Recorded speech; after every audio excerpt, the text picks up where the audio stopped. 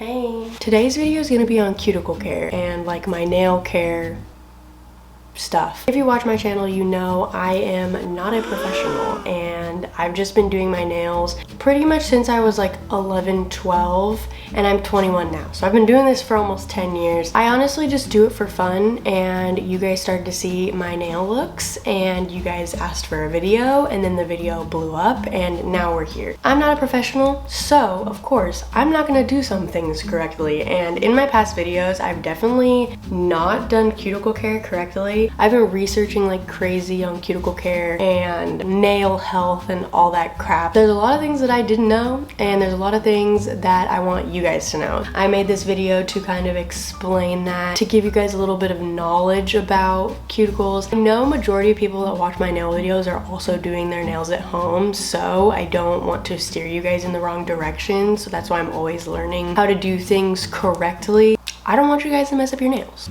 These are my nails right now, and yes, there will be a tutorial on these, but I just want to show you guys how I keep my cuticles always looking nice and also keeping them healthy. So yeah, that is what this video is going to be. I hope you enjoy it, and I love you so much.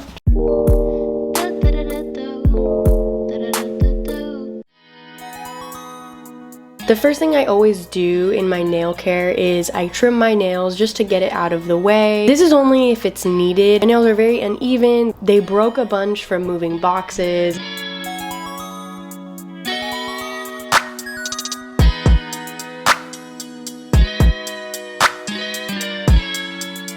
And I'm also going to clean under my nails to make sure there's no dirt or anything under them.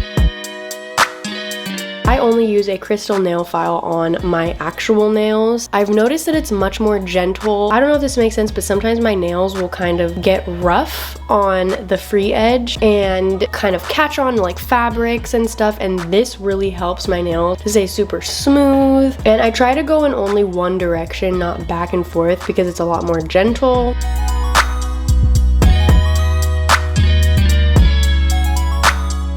Now, I'm going to be going in with Cuticle Remover. Cuticle Remover is not necessary. You can totally do all of this on dry cuticles. I know a lot of nail technicians choose to go on dry cuticles. Honestly, it's just your preference. This helps me really get all of the cuticle off of my nail plate. We're going to talk about cuticles a little bit. I have learned a lot about cuticles in the last few months, and a lot of stuff in my nail videos, I'm actually talking about stuff incorrectly. As you know, I am not a professional. I am always learning new things from you guys and just doing my own research. I recently got professional nail textbooks that is used in cosmetology school. I'm always learning new stuff. So what I'm pointing to right now is what a lot of people think the cuticle is. This is actually not the cuticle, and it's called the Eponychium. And literally my whole entire life I thought this was the cuticle, and I know many people watching this completely think this is the cuticle as well. Doing research, you don't have to trim this off. You can, but honestly, if you're doing DIY at home,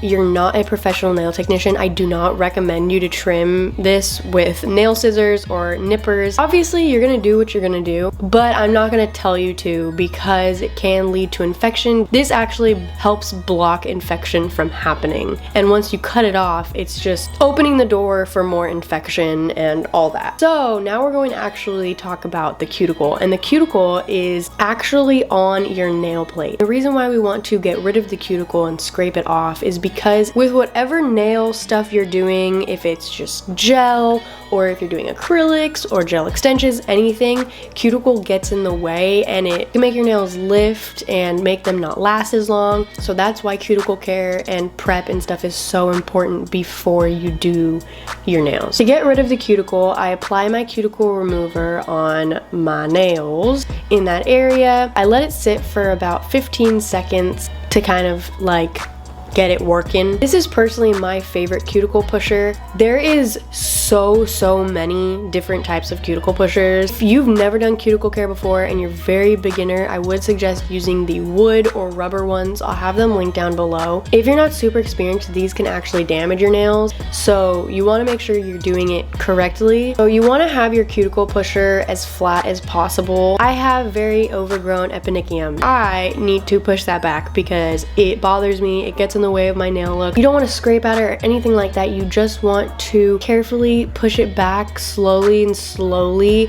You don't want to be too rough because you don't want to damage your cuticles. It might take a little while because this skin is super thick and tough, and everyone's cuticles are different, and some people might have super thin eponychium and some people might have super duper thick. So depending on the person, it might take longer. On the other side of my cuticle pusher, I have this little scraper. Most have some sort of scraper. A lot of them look different, but this is personally my favorite. I take it and I scrape along my nail plate where the overgrown cuticle is. This really gets the cuticle off of the nail plate, and I just do that until there seems to not be cuticle there anymore. After I'm done pushing back my cuticles, I always wipe off the cuticle remover, and after I'm done with this, I will actually go wash my hands, because you don't really want the cuticle remover to be sitting on your fingers because it's just not good for your skin to have it on that long.